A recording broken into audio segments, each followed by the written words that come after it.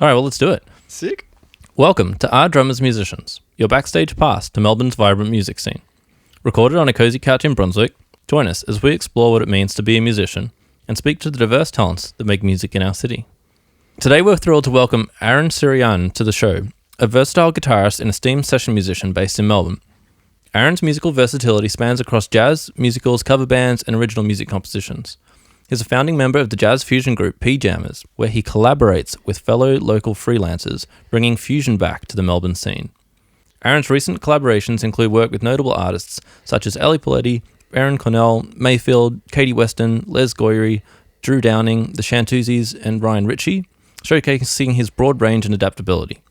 Aaron has also worked on the following musicals full-time in Melbourne, with Bring It On in 2019, The Wedding Singer in 2022, and Elvis the Musical last year in 2023. And is also depped with the following musicals: Girl from North Country in Melbourne and Canberra, The Wedding Singer in Sydney, Hairspray, 9 to 5, Blume, and Moulin Rouge.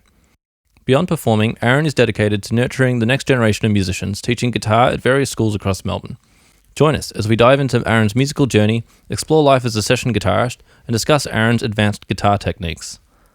We take a moment to acknowledge the Wurundjeri Woiwurrung people of the Kulin Nation as the traditional custodians of the land in which this podcast was recorded. We pay our respects to their elders, past, present, and emerging.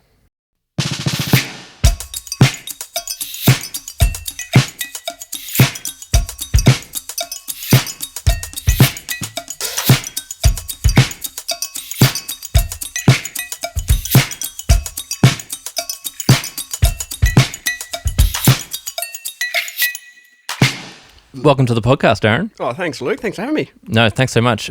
Sorry about, slipping over the intro a little bit. That's all good. You're a very hard man to find out information about online. Yeah, a lot of people mentioned that I should be doing more Instagram stuff, and I just don't. I don't know why, but I remember Katie Weston was the first one who really used to dig into me about it. It was kind of funny. And then I will let the secret out of the bag, the cat out of the bag. So initially the Instagram page I had was run by Michelle Newen. I was getting sick of these people saying, start an Instagram. And I literally messaged Michelle. I was like, can you just start something? I just can't be bothered dealing with this anymore. And so for quite a while, there was just one post up, and that was just all her for a little while. And then I think she's now forgotten about it, maybe. I don't know. Yeah. Yeah, well, you've got 3 posts on your Instagram. Yes. There's no bio online anywhere. Yeah. Just a few niche references from different artists you've worked with that have given a little shout out. Oh, I loved working with Aaron, or Aaron was on this project with me. But is that a deliberate thing? Your reputation precedes you, so you don't need to do, online promo. What reputation? I don't know. I'd say, I don't know. It just wasn't for me. Some people do it really, really well. I look at Kathleen Halloran or Rowan Patterson, who I was in P-Jammers with, and they do the online thing really, really well, and they're great at it. And there's a whole bunch of others, like Jake Amy does it exceptionally well. It's just not my personality, I guess. So there's those people who are very talkative, and they could, put that into the social media world, and I'm not that. I don't think, Some people are, some people aren't. I'm just not, Well, it's been ages since we've caught up. Yeah, we're still trying to figure out when it last was. Oh, yeah. No idea. But, we bonded at uni because we're both, into the fusion thing. Yes. And there's not that much of it here. No. There is a bit now. There seems to be a bit more, but it's, maybe I'm just not into it, not focused on it anymore. But there's still those odd bands like Phil Tershow's putting out his thing with Pete Drummond on drums, and oh, okay, yeah, he's on drums for that, and Emilio Cormanic on guitar, and who's on bass? I've done gigs with him as well. Pete Maleka. Okay, and that's an incredible band. I think they're called the Alternate or something. Oh, I have to check it out. Yeah, it's just crazy fusion, over the top. And then there's Chris Benyek, who does a few things, and he's same deal, ridiculously good. I remember we were doing a gig. It was I think the P-Jammers' second gig ever, and Chris Benyek's trio was playing before us, and I couldn't, after hearing half, it was probably a bar of music, I was like, I cannot sit here and listen to Chris. Oh no, it wasn't Chris, it was Jared Baum's trio. Oh yeah. And Chris was playing guitar, and Paddy, who's now on the Jess Malboy tour, was on drums for it. And after about hearing, about 10 seconds, I reckon, I was going, no, I can't stay in the room. This is going to make me look like absolute crap, because Chris is just ridiculous, It's one of those people who's just like, oh, shit, why'd I pick up this instrument, you know? You know what I mean? I do, but also you're super talented. Oh, man, thank you. So, like, you know, at uni, like I mentioned in the intro, like these advanced guitar techniques, you used to, like, really dive into, like, the sweep picking thing and, you know, a few other, like, you know, you would grow these huge muscles on your hands because you were practicing for so many hours doing so many interesting things. Yeah. Like, what gave you the drive to, like, deep dive into that stuff? It was just trying to have something that sounded a little different, I guess. And funnily enough, like, I don't do a huge amount of the sweep picking thing nowadays. I think when you mentioned Wedding Singer, I think when we were on that, I remember James Davies was on drums for that. He pointed out, he goes, oh, the sweep picking thing's coming in a bit. And I hadn't probably done it since uni, but there was a few moments that we had, like, it was a bit more open and it was very, like, 80s rock. So I was kind of glad that I did some of that at uni. But it was, it was just the thing of trying to be different. Like, you'd hear Frank Gambale do it, and that was it. It's in particular in that sort of jazzy, improv-y kind of thing, he was it. That was really it. There was a few other people who'd sort of, you know, go for it, but there wasn't, like, you know, the God knows how many people who do this sound or this sound, and always that weird sort of sound, like, appealed to me. Like nowadays I'll listen to a lot of Jeff Beck or Landau, who would obviously, you know, we both really liked as well, and like they always play this normal stuff, and then all of a sudden they'll have this outburst of this crazy sound or this crazy thing, and that always was appealing. That thing that makes you just squirm a little bit, you know. And James Muller, the great guitar player, I know he says the same thing. It's like he likes that sound where it's like it's all cool, and then all of a sudden there's that squirm moment, you know, where you're just like, oh. Yeah. And it's sometimes that weird technique. It can sometimes be just like a crazy sound that doesn't fit, you know. But yeah, the difficult thing is then actually making it musical, of course, as opposed to just some random crap that you've decided to pull out, you know. Yeah. Well, from memory, you were quite good at that too, even in the uni days. What's it like now where, you know, rather than like pursuing sort of like creating new sounds, you're just going from project to project or musical to musical, where, you know, you're wearing the hat of just playing somebody else's music in, you know, quite a structured setting, I suppose. Do you have much space for, you know, still doing your like creative things within those roles? Sometimes I do. Yeah, so like sometimes I do, sometimes I don't. And yes, like for Elvis, for instance, that, you know, I was just on, that was not the sort of thing that you can do your crazy wild noises on, you know, like you can't be doing your whammy bar squeals and your pinch harmonics. You can't, that's not your show for that. But like you'd find other things. Like there was one moment in that show where it was like it was like young Elvis or kid Elvis was around a campfire with two like African-American guys who he found really inspirational because they were singing all this old blues music. And we would do this blues in the band, and like, and they would sing along to it on stage. And like we'd play it twice through, the blues chorus. And the first time through was kind of mundane, or not mundane, but like a bit more tame. And then the second time through, it just got a little bit more rowdier, and you could kind of like add in little bits of like Grease or something. I don't know. So, you know, like some shows I had like a guitar with a Bigsby tremolo, you know, those things. Yeah. And so like going into that second part of it, you might like do like a bit of a wild like thing. Like you sometimes hear Muddy Waters doing similar stuff, or some of those old guys where like Muddy Waters in particular, like I've got this thing from, I think it's like Montreux in like 1970 or something. And he's playing slide guitar, and to go into the next section, instead of like playing like a normal, beautiful melodic phrase, he does this crazy noise where it's just like the slide goes super high up, and it's noise. It's just a noise thing. Then that leads, it's like the tension and release that leads back into the phrase. And so like in that section, I might do a whammy bar thing, or I might do whatever, how I could just slide down the strings or something and make it sound a bit whack. Or I don't know, like there was one time where you just, once again, you're experimenting, and I think I once like just scraped my nail on the strings and created this like wick kind of sound, and everyone's like, what the frickin' hell was that? You know what I mean? Like, and that's the wackest thing, but it's kind of, you know, if you can add a little bit of that in, it's kind of cool.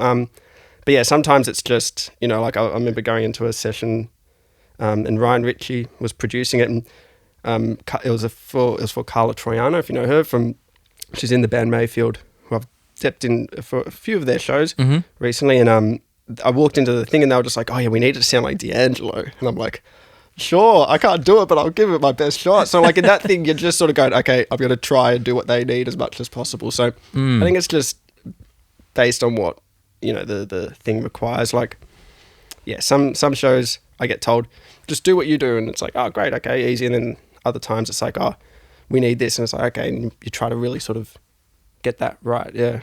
So what was the journey like getting into, doing the professional musicals full time? I don't know.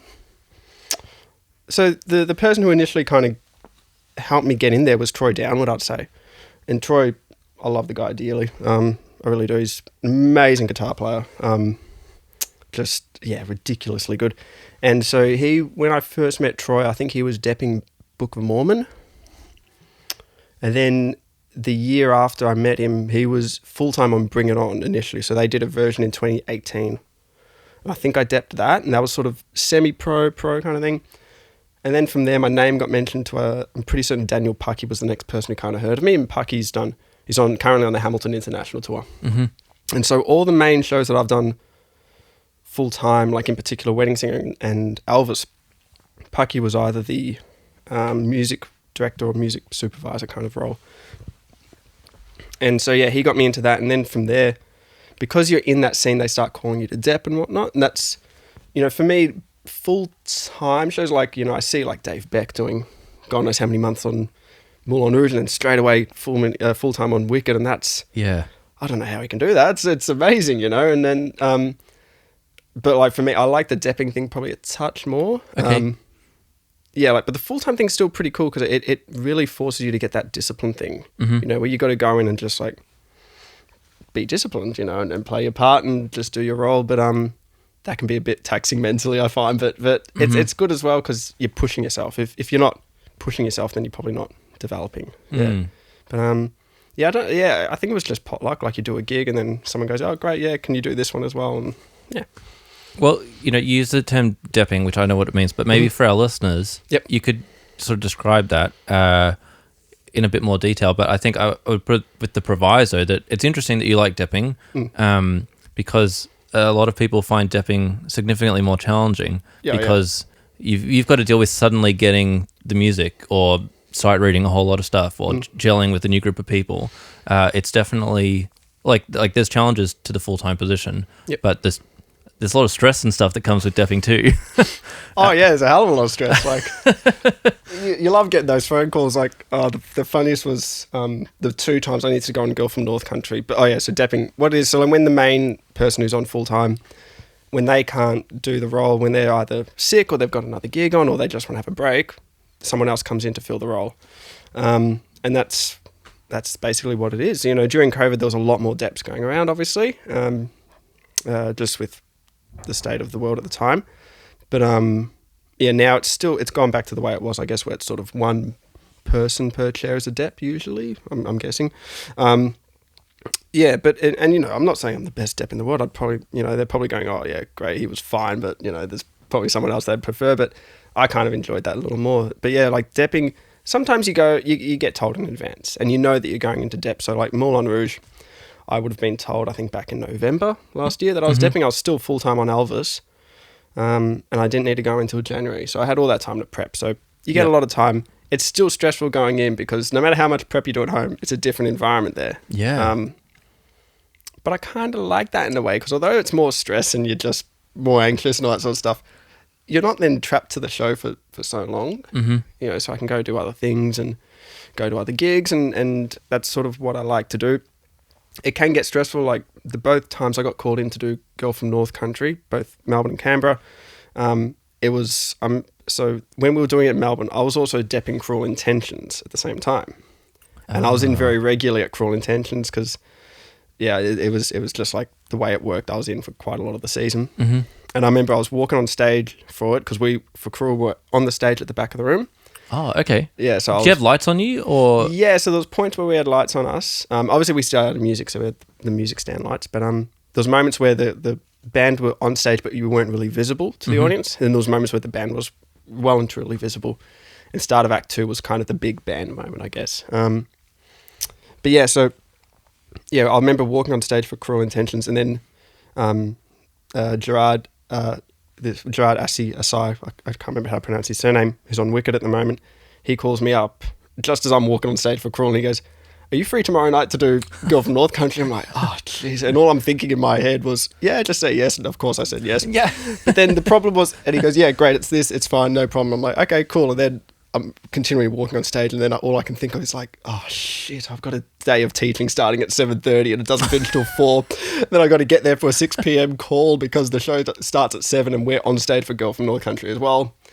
And I was like, this is the worst decision of my life. And then like getting there, and I'm sort of going, okay, it's fine. It's predominantly Bob Dylan music. So, and I grew up with that as a kid, you know. So I was like, yeah, right. It's in your ears, you know. Even if you don't know how to play it, it's in your ears. We all know that. The problem was, like, obviously with theatre, they changed a few things up. What made it even more frightening was there was a guitar in open G tuning, so completely or open D tuning, or yeah, something. So it was a completely different tuning that I'd never played before. Oh, and there was, and the what made it even worse was the fact that because we were on stage for that show as well, the lights that were on the music stand, they were like they had a thing where like the people up on the desk would control them to turn off in between songs. Oh, so like. You'd finish playing your song that you've just sight read and your light would go off and you can't see your music. So you can't see what you got to play next. And so the problem was the lights would come up literally like 3 seconds before you got to start playing. And you're like, oh shit, I need this other guitar. This is a completely different tuning. And then you're trying to sight read to that. And I'm like, I can sight read, but I'm not a great sight reader. I like my prep time, you know. Like that's so I'm going like, so that's a little stressful, a little worrying. but it's kind of fun still, you know, like that's like you can't, like you look back at that and at the time you are absolutely bricking it, but when you look back at it, you sort of go, that was fun, you know, like it's a nice, it really pushes you, and I like that a little more. And you make a million mistakes on these things, but it's like, you know, you learn more from your mistakes and then the other way around. And like, I'm not perfect at the theatre thing, you know, there are so many players who when you hear them, they're like, they are perfect for that sound.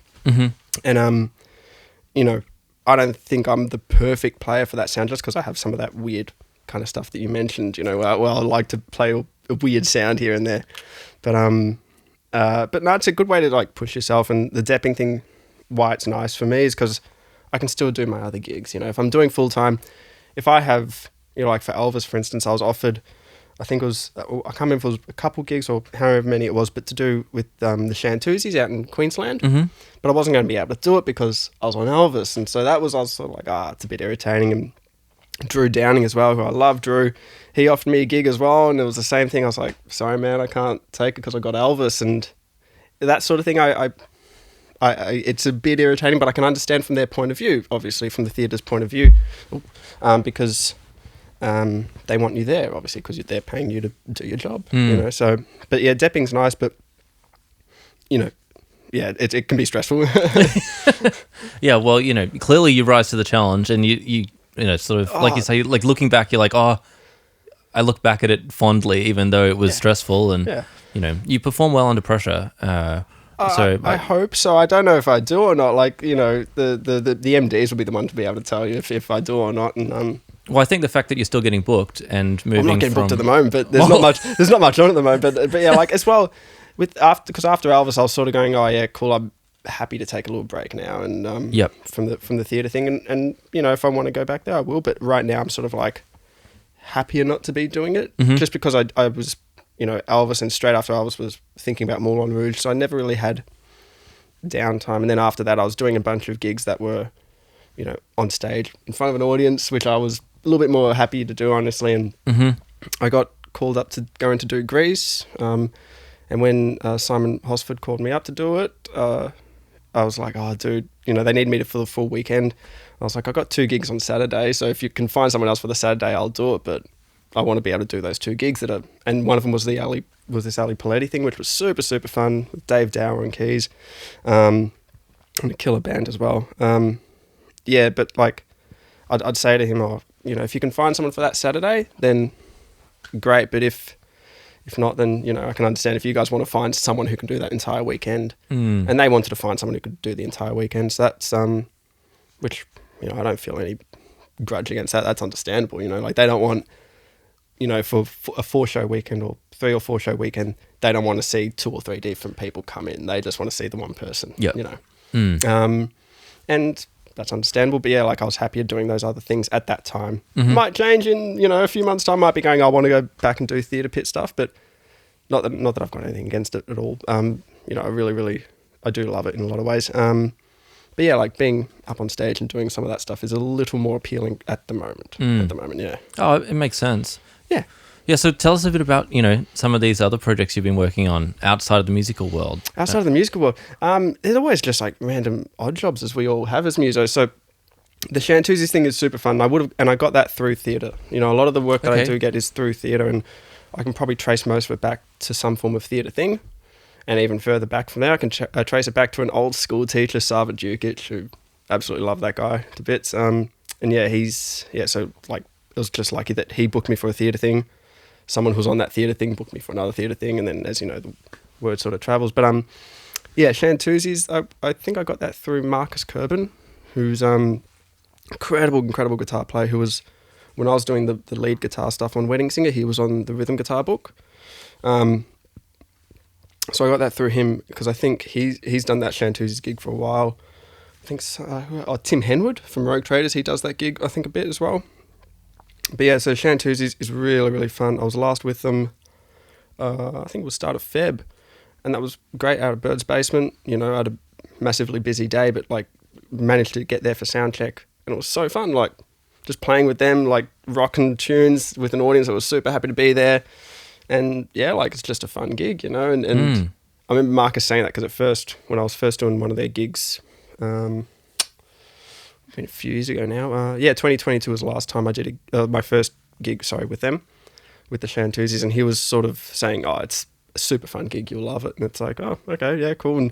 But as you do, you know, even when someone says it's a super fun, relaxed gig, you're just sitting there working your ass off trying to make sure that everything's, you know, together. And but yeah, like I got to the gig and it was super fun, you know, as he said. And yeah, so Chantoozies is super. It's a really, really enjoyable gig. I do a lot of work with Ryan Ritchie, who's sort of a rapper, singer kind of guy, producer. Yeah, a lot of like corporate stuff, a lot of, you know, we've done the Spring Racing Carnival, which was absolutely insane. Yeah. I don't think I've ever done a gig like that before, but it was a fun one, you know, and Eliza Wolfgram was singing on that, and David Ewings. Oh, yeah, cool. Was on keys as well, and then the rest of it was all tracked. It was like a very dancey, backing tracky kind of gig. But the audience absolutely loved it, which is what you want, I guess, you know. And but I do a lot of stuff with Ryan. He has like some corporate stuff, and we've done, you know, corporate events at like Melbourne Town Hall, playing along with like Kate Sobrano. I hadn't actually seen it at Monash because remember she did that Monash thing. Oh yeah. Yeah, so I was on that, and I hadn't seen her since then. So that was kind of cool, and you know, yeah. But Ryan, there's always gigs with Ryan coming up, and recently just done a bunch of recordings for him. He also produces a lot, so I've done a lot of, you know, everything from like random dance tracks. So I've added some guitar stuff to that, and then now he's producing a record for Carla Troiano. Okay. Who's a singer from Mayfield, and I'm doing most of the guitar stuff on that, I think, if not all of it. Yeah, great. And yes, that's super fun. That's more intriguing to me at the moment. Like the recordings I just did for Ryan recently were all this like alternative rock kind of stuff. I was just sitting at home getting the tones right, getting the sounds right, and just recording, and I was listening back to it, and normally, you know, as you probably remember from Monash, like I just hate everything I play, you know, like who listens back to their own playing and go, yeah man, I'm the shit, you know, like who's listening back like that? Like, maybe some people do, but everything I do, I'm listening back and going, wow, that's god awful. But I think this sort of alt rock thing that I just did for Ryan is probably the first time in a long time where I've listened and I've gone, oh, that's not dreadful. I don't hate everything I'm playing here. Wow. So yeah, I was kind of happy, and that was making me realize, go like, okay, maybe I should do this a bit more, you know. Yeah. Because yeah, it was the first time for a long time where I've listened to it and gone, that actually to me is good. It sounds like, you know, what we hear, what we're used to hearing. So Ryan, I do a lot of work with Drew Downing. I hadn't seen him for ages, but we did some gigs recently. I think it was mid last year. And once again, Drew's gigs, every gig he does is just the most fun you'll ever have, you know. And awesome. That's what you want. You don't want to be stressing and, you know, dreading going to work, you know. You want to be loving it. And so every gig that you do with Drew is always just that really, really enjoyable thing. There's a whole bunch of other people I've worked with, and recorded an album for Erin Cornell. I was working with Erin for a long, long time. From about 2018, I want to say. I sort of stopped working with her around 2022, and we recorded an album, and, you know, I think it's pretty good. It sounds nice and raw, which is what she wanted. Nowadays her partner Blair does all the acoustic stuff for her, and it honestly sounds better than I ever could. Not gonna lie, but it's because there's that connection. You know what I mean? Like, you have two people who are connected because because Blair is her partner, and like it's going to sound 50 times better than I ever could, just because there's that connection. Yeah. But there's probably other people. Katie Weston, I do a few things with her, and that's always fun. But all of that stuff, like Erin Cornell, theatre person, she was, I really should know the witch from Wicked, the Green Witch, do you know what it's called? I think it's like no. Alphaba or something. I don't know. But Erin played that role back when it was here, I think 2009 maybe. Oh, okay, yeah. Yeah. So she did that role back then, and like Drew Downing, he's does the theatre thing quite a bit. Katie Weston, she was the composer for did all the composition for Blume, the new musical that I depped on. And yeah, so like all these people that I work outside of theatre, they're often still somewhat linked to theatre. Like even though Ryan Ritchie is a rapper, singer, producer kind of guy, I got in, working with Ryan because Troy Downward was originally his guitar player. Troy couldn't do the gigs. I got it. And Troy's a theatre guy. Like Troy was, just on Moulin Rouge recently. He's now a musical director for the recent win of The Voice, I think, Taryn Stokes. Okay. I think, don't hold me to that, but I'm pretty certain that's what he's doing now. But yeah, so like every gig I do somehow has come from theatre. Mm-hmm. Yeah, so that's how that's all sort of worked out, I guess. But yeah. Yeah, cool. Did you think that you'd end up in like connected to the theatre scene? Was that something that like you'd been aiming for or had associated, your future musical career as being sort of, I don't know, centered around? Or when I was younger, like at school, my school used to ask me to do the theatre thing, like when they do their school shows, and it was always like a solid, piss off kind of thing. I don't want to do the theatre thing. I just hate it. And I still don't actually like watching theatre and listening to the music of theatre. It doesn't appeal to me in the slightest. Mm-hmm. I don't know what it is. I just can't stand that sound. Don't know why. In terms of actually sitting there and listening to it. Playing it I like, and that's probably just because you're playing music with your mates, you know what I mean? Mm-hmm. And that's probably more enjoyable. But then there are some shows that I don't mind doing, like I've got to learn music for Heathers, the musical at the moment. I don't know that one. It's kind of a dark show. It's all about like suicide and all this kind of depressing stuff. But there's some of the schools, when they do their shows, they'll hire professionals in. Mm-hmm. And so like I've just been hired in to go do Heathers at a school. And that one's not bad. I don't mind playing Heathers. Okay. Because it's kind of got that darker, I don't mean like darker in the sense that it's about suicide and drugs and all that sort of stuff, but I mean darker in the sense that it's just that sound, you know what I mean, where there's a bit of that hard edge to the sound, and theatre in general to me doesn't have that hard edge, that sort of like even Beatles sort of stuff, there's a bit of this edge to the sound, this bit of harder edge to the sound, and I really like that sort of thing. So yeah, like when I was younger, I did not want to touch theatre with a 50-foot pole, and they kept asking, and when I was in year 12 I was like, okay, I'll do it to shut you guys up, I didn't mind playing it. I liked playing it, and so like that was in year 12, so all through then, and then during uni I was like, I wouldn't mind doing theatre, and then I started doing it, and I was still enjoying it, and then I just sort of felt that maybe like doing, because Elvis was 3 months, which isn't ridiculously long. That's not a long period of time to be doing 8 shows a week in the grand scheme of things, like when Hamilton's running for, I think it was 13 months or something. Yeah. And Moulin Rouge was doing, I think, 6 months, maybe 8. I can't remember. Like 3 months is not that long. But I was sort of going, after about like mid-November, I was sort of going, oh, okay, I need something fresh here. Yep. So that's why I think maybe the depping thing's for me. But it was, there was a period where I was just like, theatre. I'm happy to just keep show jumping. And then I was sort of, I guess I've kind of changed my mind a bit, but maybe I'll change back again and sort of go, I wouldn't mind be back doing that again. Because the really good thing with it is just like that every little detail is focused on. Mm-hmm.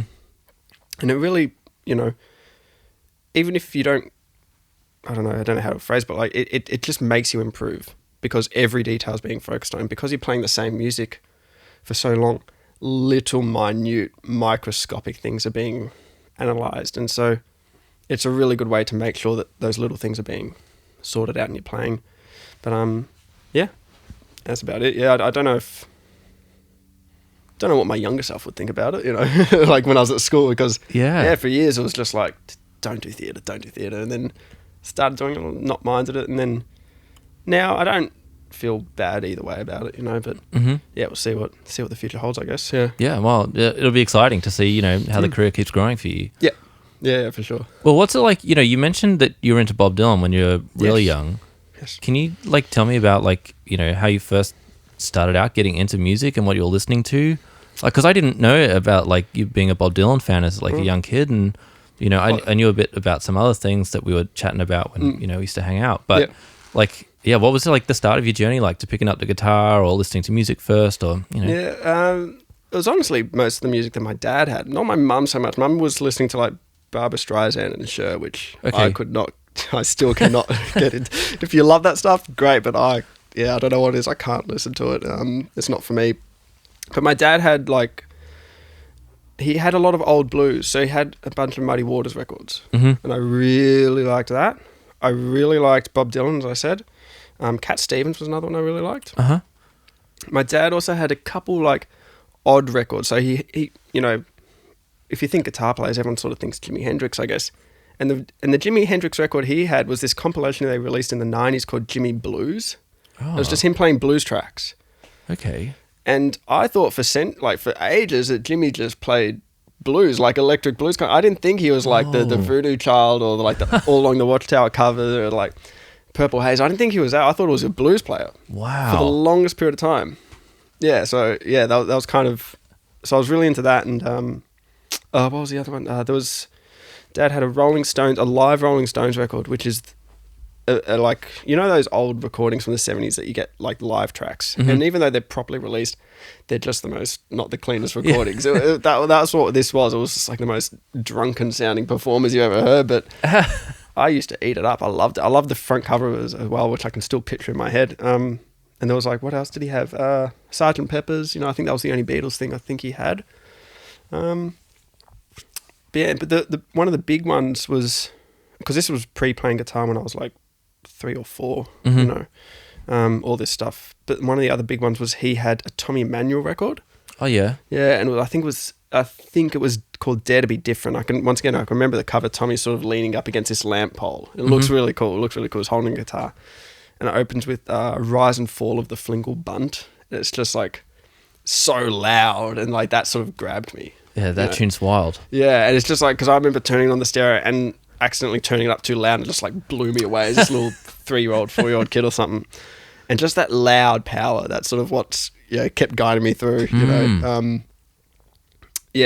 Tommy Emmanuel was a massive one for me. And although everyone gets into his acoustic stuff, and rightfully so, it's amazing, some of his electric stuff is just wicked. Like he played, you know, electric guitar stuff on Horses by Darryl Braithwaite. If you listen to that track, that's all Tommy Emmanuel, man. Like, and I couldn't believe it. Like, when I found that out, I was like, Tommy Emmanuel, what the hell? Because when I can't remember why I was looking up who played on that song, but probably some, you know, doing something for a student or something, and I saw the bass player was Jeremy Allsop. Now, do you know Jeremy at all? No. So Jeremy's a great session player, and where I met Troy Downward was on this gig of Rent and with Federation University. Oh. You know, the Ballarat University, and so it was their musical Rent that they were doing, and they were putting it on here in Melbourne. And Jeremy was on bass for this, and we didn't know who Jeremy was. None of us knew who Jeremy was, okay? We had no idea.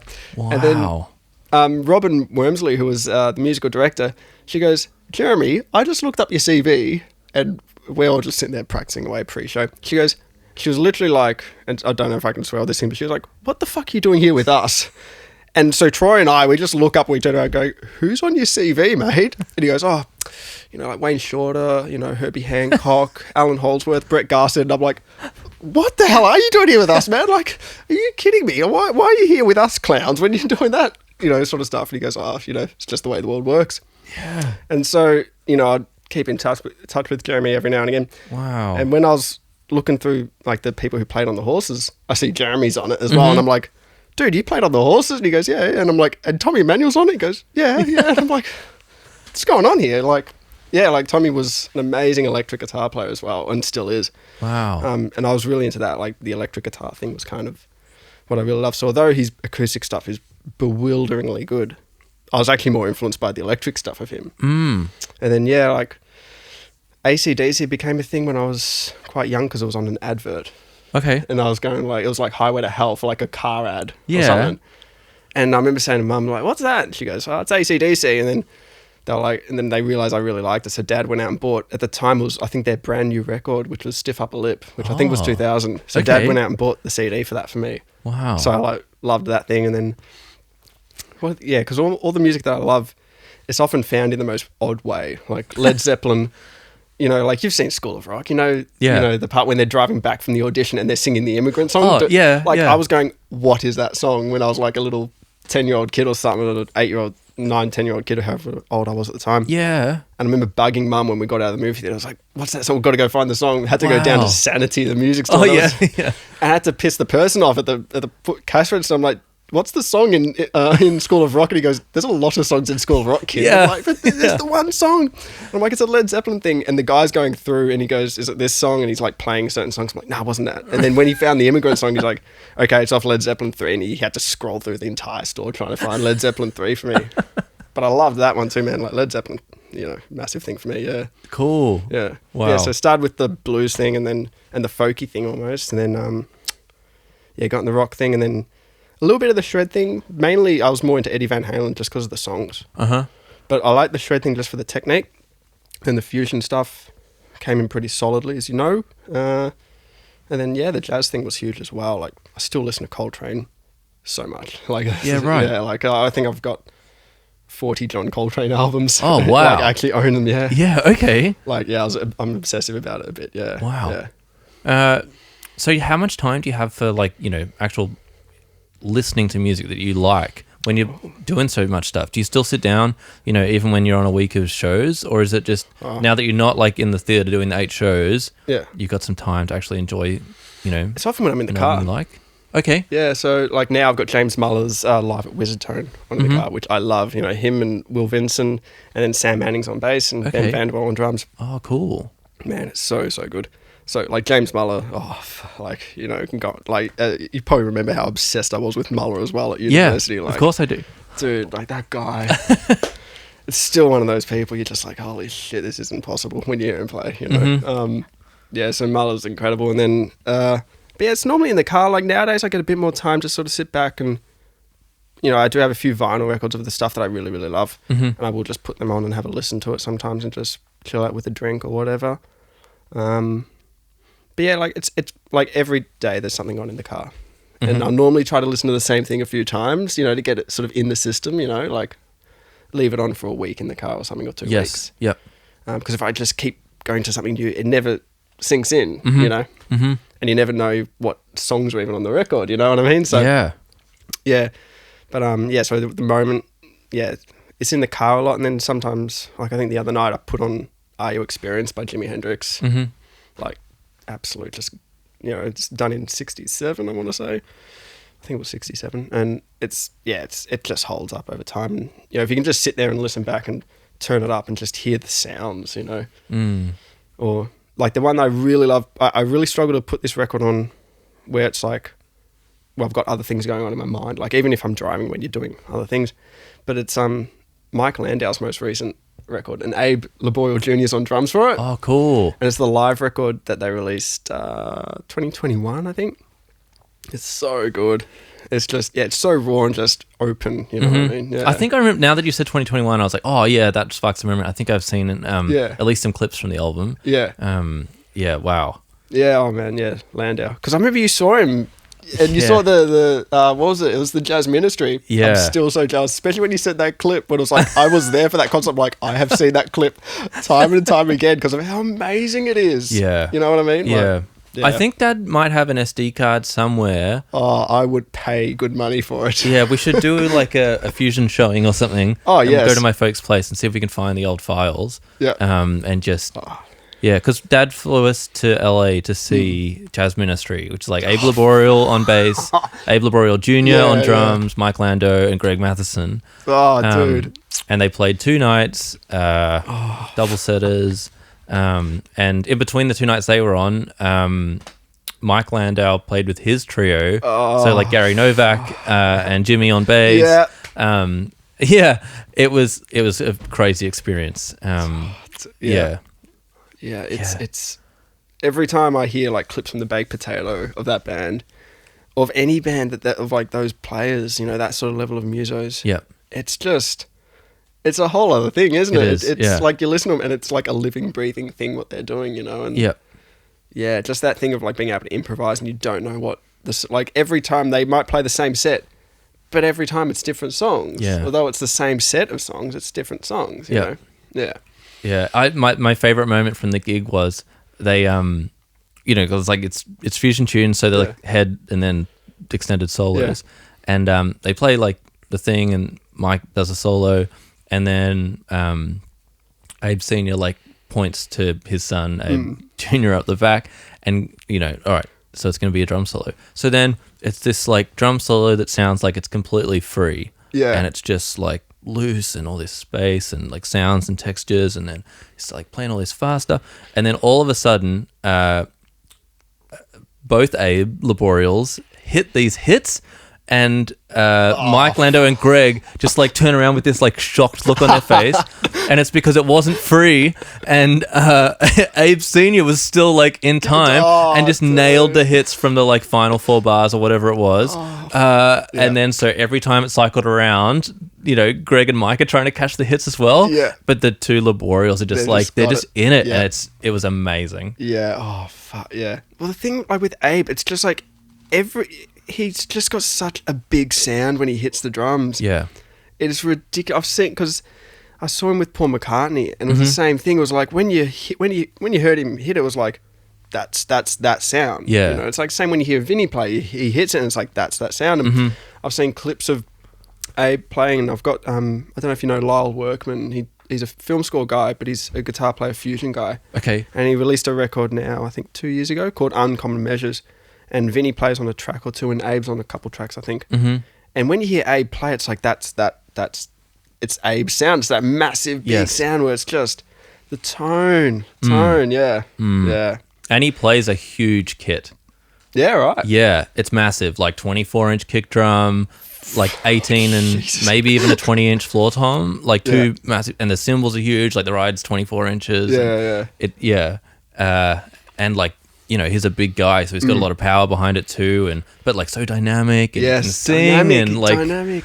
Yeah, he's not just a guy like smashing it. It's like the tone is big. You're not saying that it's like loud. It's, no. It's huge. Yes, sonically. That's it. You should talk to do you know Danny Boldston? I think his surname is Danny. No. So on Elvis, there was a period where like we might have needed a drummer last minute, and I was calling people around, and I called up Danny. I was like, dude, can you potentially come in and play tonight? And he goes, oh, sorry, I'm backstage at Paul McCartney. And I was like, excuse me, what? You're backstage at Paul McCartney? He goes, yeah, because he works, I think he said he works with Diodara. I can't remember. Sorry, Dan, if you ever listen to this. But like he was back, because he's backstage. So the artists, when they come and get gear, they're getting it through Danny. And so he was telling me this, and I'm like, so you're like hanging out with Paul McCartney and Abe Laboriel, you prick. I hate you. Wow. Yeah, so I was like so jealous that whole night. All I was thinking was like, this prick is what? Like, I just couldn't believe it. Like, it was, you know, backstage at Paul McCartney in Melbourne, you know? Yeah. Because I was on a show that night. I had to go see him in Newcastle, of all things, because I couldn't get my shows off. But, mate, you just got to go to the Baked Potato, play the Australian card like I did, and then you just hang out with the guys between the sets when they push everybody else back in. So, but this young guy's excited and Australian, so that's kind of fun. We'll chat to him. Yeah. I remember you said that, like, when you told me you saw him, and then you showed me the clips, and I realised that the clip that you were at was the clip that I've seen countless times, because it's tone and dynamic, as you said. Like, it's like, those guys play with serious volume. I've seen Landau play once, and it's loud. Like, when I saw him, I think he had 2 60-watt amps. 60 watts is freaking loud nowadays. Like, you can rock up with 15 watts at a gig, and people going, oh, dude, that's a bit loud. you know, he was playing with two 60-watt amps. That's not quiet. That's pretty loud. But it's like when it was quiet, like he would control it where when it was quiet, it was ridiculously quiet. And when it was loud, it was ripping your head off loud. And I don't remember if you remember, but like even Rob at uni used to talk about that. You know, Rob used to say like he'd see bands and they'd play so quietly that there was a point where they would almost turn off their amps and just strum acoustically. Yep. And look, I don't know if it was to that extreme, but like it's still that thing where you can go from so quiet and then when it's loud, it's hitting people. Because then that, if everything's loud all the time, that when you do go that loud, it's not that impactful. But if you go that super low thing and then you bring it up to those massive volumes, if you've got that headroom, that's where the magic is. And that's what those guys do really well, which is, you know, that's sort of what I'd want to get into more, I guess, being able to like improvise a bit more and jam out, you know. So do you get to do that with pajamas? Yes, yeah, we do. Yeah, like we've only done because so the rest of the band, Lawson teaches about 4 or 5 days a week, and they're full days, I think, for him, and he does a lot of the writing. So it's original. A lot, yeah. So a lot of it's original. Sometimes we'll play a few covers. A lot of it's original. I think we're going to try and do something soonish, and I don't know if there'll be original or if it'll be like, oh yeah, P-Jam is playing the music of Schofield or whatever, you know. Especially because Sco had those records that were like, he did one with Pat Metheny, so Sco and Pat Metheny, and then there was another one where he did it with Bill Frisell. So it kind of works, you know, 2 guitars, the band. P-Jam is 2 guitars. Yeah, but like James Davies, he teaches a couple of days, but he does theatre, like that's his thing. He loves the theatre thing. And he also does Black Jesus Experience. That's his band. Oh, that's right, yeah. And that's so good. I got that record of theirs and I messaged him, I'm like, dude, this is unbelievable, man. Like, yeah, like James was just on Groundhog Day. Prior to that, I think he was on Saigon. So he's always like that and he loves that thing. So he's like sort of constantly doing that. Rowan seems to just do a bit of everything. You know, he was... Yeah, he's just one of these people where it's like every 5 seconds, like, I'm doing this now. Oh, I'm doing this now. Oh, I'm doing this now. It's like, I can't keep up, mate. Like, you know, but yeah, he does. So like to try and do gigs, I think we've existed since 2019 and we've done 3 gigs. Okay. Do you know what I mean? Like, even trying to get us in the same bloody room to rehearse is like impossible because Lawson teaches freaking 5 days a week. You know, like I'm on 4, but I'm not on a full 4 days, thankfully. You know, Roman's doing, I think he's doing 2 days teaching, as is James. And then, you know, we've all got different projects on the side. So it's like, can we find a night that we're all free? Probably not. Can we find a day that we're all free? Probably not, you know. So, you know, then to even try to book a gig, like I think the second gig we did, James last minute got called in to do Come From Away. Oh, okay. Come From Away, thankfully, was like a 90-minute show or something. So he was able to get in there in time for our gig, which we didn't start till 10:30. Oh, okay, yeah. But it was like, it was hit and miss, man. If he was called in to play Hamilton, it was like, nah, mate, not happening. Or, you know, if he had to do Wicked, which is like a 3-hour show, like that wouldn't have happened either, you know. But it was just lucky that Come From Away was a 90-minute 1-act show or something, you know. But yeah, so like P-Jammers, yeah, I get a lot more space. And the thing that I love most, and every guitar player's going to like slap their forehead over this, is like I can play with an amp loud. You know what I mean? Like every guitar player, they're like, man, just play a bloody Helix or play an Axe-Fx or play a Kemper or something. I'm like, oh, and I reckon, because in theatre you have to use those things, and it is 100% understandable. When you hear that sound and what they're achieving, those modelers where they're all in the box and they're very controlled, that's that sound. And that's what you really need for that sound. But I don't love that sound. Every time I've used it, I've always really struggled. And some people, they can just get past it and keep playing. And you know, that's incredible. I can't do that. Not as well as some of those other guys. And like, I can't remember what the show was, but it was a major show. And all I remember is hearing from the guitar players who either were playing full time or depped. They were just like, these sounds are the worst sounds in the world. Oh, because they're pre-programmed sometimes.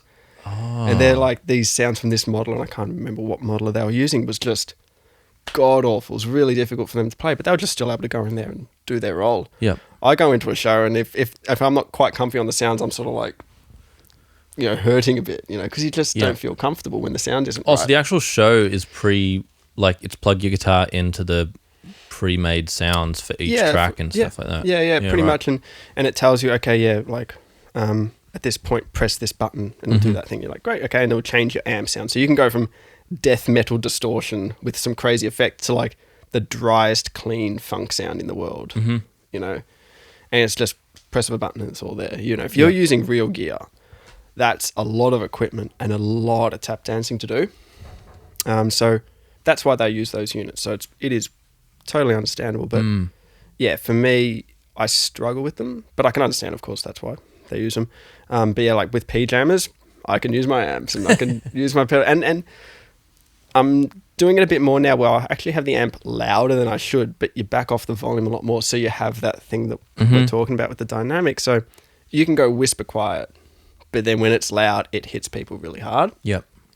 And yeah, I'm really appreciating that. And my present to myself when I was on Elvis, because I knew that I might struggle for 3 months, was to buy a Marshall 412 cabinet, which is your massive Jimi Hendrix cabinet, man. And it's the stupidest thing. Like, how many gigs do you rock up to and there's an idiot guitar player with a 412 cab? I can tell you right now, no one is doing that. Does it come with a trolley? Oh, you can put the wheels on it. Yeah, so it comes with wheels that you can screw at the bottom.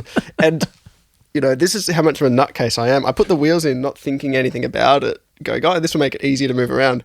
And I played it. I'm like, it sounds better without the wheels. Oh. Like, and I don't know what it is, but it was in my head. And as soon as that sort of thing's in your head, you're like, nah, it can't stay, you know? Yep. And so I'm that weird kind of individual, and everyone's going to go, what an absolute idiot. And fair point, you know? Like, I don't think anyone's going to deny that, you know? Like, everyone's going to say that. But yeah, so like the last gig we did with PJam is like Rowan, because he's doing all these million things, he's using his Kemper.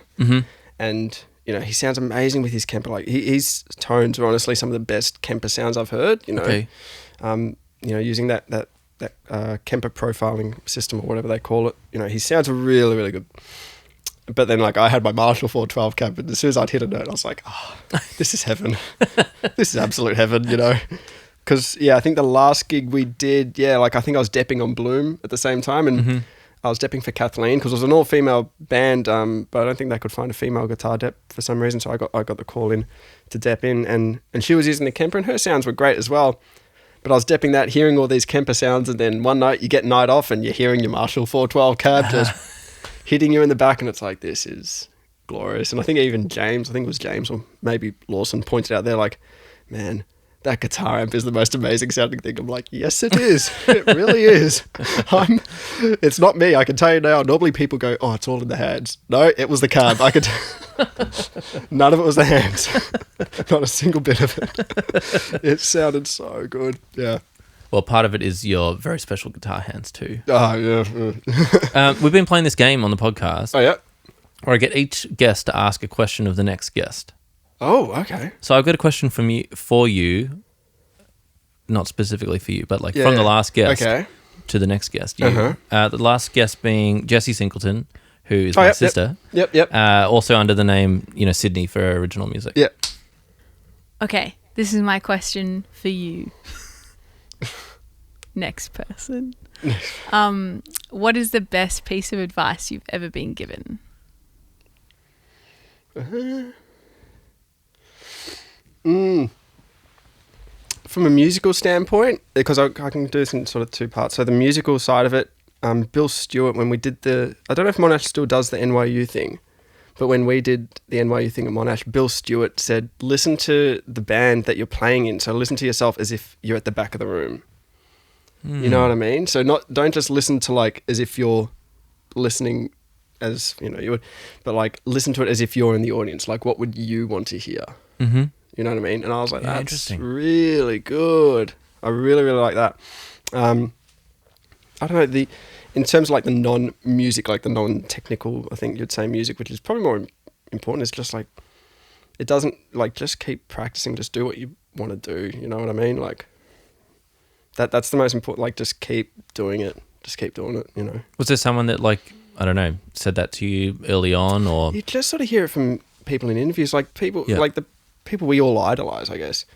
Like they're all saying, just play, just keep playing, just do what you enjoy doing, find the music you like and play it, because that's going to just keep you going. If you're doing stuff you don't like, then you're sort of going to go, okay, I don't really want to do this anymore. Yeah. But that's the most, that's a pretty important thing, I think. Just keep playing what you want to play and find stuff that inspires you to play. Yeah. Yeah, definitely. Thanks for sharing. Oh, good. What question would you like to ask the next guest? Oh, jeez.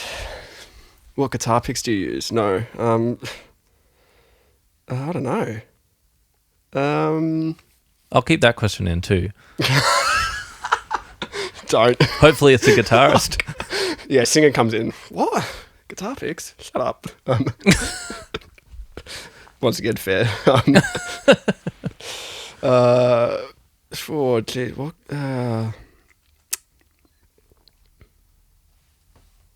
Where do you see yourself being in the music industry in 10 years' time? I think that's the one. Yeah. Mm-hmm. Yeah, because that's difficult for everyone. Yeah. So. I won't ask you this time, but maybe we'll get you back on the podcast to check in. Yeah. I'll be the next one. I'll be listening to my own voice. Like, that voice sounds familiar. All right. Well, we like to wrap up with 5 quick answer questions. Uh-huh. So just give me your gut response. Oh, God, right. What's your favourite venue to play in Melbourne? Shot kickers. What's your dream venue to play at? Baked potato. What's your coffee order? Double espresso. Side quest. How many coffees a day do you still drink? I knew this was coming. It's only the one in the morning, but it's a pretty solid one. It's probably like 3 espressos, I reckon. Okay. In 1 cup, I reckon it's probably about 3, yeah. Yeah. Well, that's down from the God, yeah. 6 to 8 yeah, that you would 6 have. to 8, yeah. Oh. It was not good, man. It's nice to see you not shaking. You should see when I had to start teaching at 7:30 and all I'd had was coffee. I was just going like, I need food that isn't, a liquid coffee. Yeah. What's your favourite place to get food after a gig in Melbourne? Oh, Bar Umpre, I think it's called. They're open till 3 a.m. It's great there. What kind of food do they do? It's just like pub food. Like they do a really good burger. Steak sandwiches are good there. Mm-hmm. And they have these potato gems. They used to have, I think they're now like potato gems. Yep. They're always really good. And as well, they're open till 3 a.m. Like, finish a show, go there. Or the free food at Thirsty Thursdays at Her Majesty's Theatre. Aha. But to be fair, it is normally just fucking Domino's, which is not always. Every time, like, we're all waiting for food post-show, it's like, what we're going to get? Oh, it's bloody Domino's again. It's free food, yet we're complaining about it, of course. Mm-hmm. And what is your favourite instrument / piece of musical gear?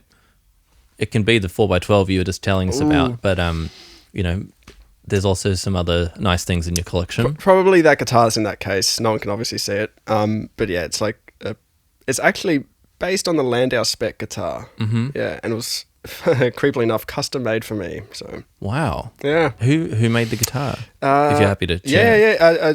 John Sir. So they made the guitar for me back 2018. Okay.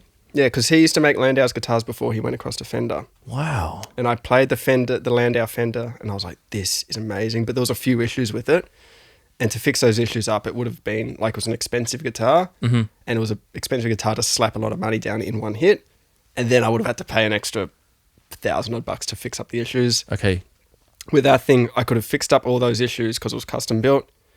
And it was even like customizing every part of it. It was the same price as that Landau Fender. Oh, wow. But because it was custom built, it took them 12 months to build it. So I had 12 months to slowly pay off the $5,500. It's the most expensive guitar I own, by far the easiest guitar to pay off. Because I didn't have to go, here's $3,000. Here's, even paying for a guitar that's $2,000, $1,000 was harder than paying for that. Mm-hmm. Yet that's the most expensive guitar I've owned. Yeah, wow. Yeah, so that sounds pretty special. Oh yeah, that's why it's not staying in the car when I'm here. It does not stay in the car. Yep. Yeah, because I think now it's probably a little irreplaceable. I think that guitar's now maybe close to 5 figures to replace. So I couldn't justify having it. It'd be like if something was to happen to it, it's like okay, yeah, got to find something else that's affordable. I guess. So yeah. So it's probably that one. Aaron, thanks so much for coming on the podcast, man. Thanks for having me, Luke. Thanks so much, man. Yeah, it's been so good to catch up with you. Yes. And, I see little bits of things that are going on from, on the social media of other people posting about you. And, I chat to people and they're like, oh, I played this thing with Aaron, or I saw Aaron was on this gig. And it's nice to see that you're just, continuing to like grow and build your massive resume of gigs, and onwards and upwards. It's exciting. Oh man, thanks for having me here. Like it's an absolute pleasure to see you again, man. Good to see you doing well as well. Thank you. Post COVID and all that sort of stuff. So yeah, starting to get better finally. yes, that's what we want to hear. That's what we want to hear. Well, thanks, mate. We'll have to do it again. Yes, for sure, man. Thanks Thanks for joining us on Our Drummers Musicians. I hope you enjoyed getting to know another Melbourne muso like I did. Help us grow by leaving a review, share the podcast with friends and family, and subscribe on our website for extra info. Got a guest you'd love to hear on the show? Please let us know at ourdrummersmusicians.com. See you next time.